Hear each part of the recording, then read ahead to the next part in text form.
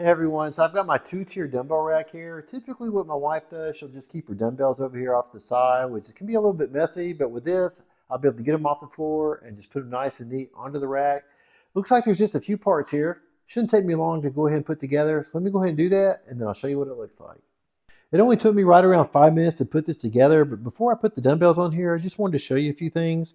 Right here on the side, we have different holes for different widths. So depending on whether you're putting kettlebells here or your dumbbells, you can go ahead and adjust the width on these anywhere from 1.7 inches to 5 inches. This does hold 250 pounds. And on the bottom, if this is going to be on an uneven surface, you can go ahead and adjust this. This looks so much better with the dumbbells up here rather than scattered on the floor. Now it's easy to access. When you're ready to work out, you just grab what you need and go.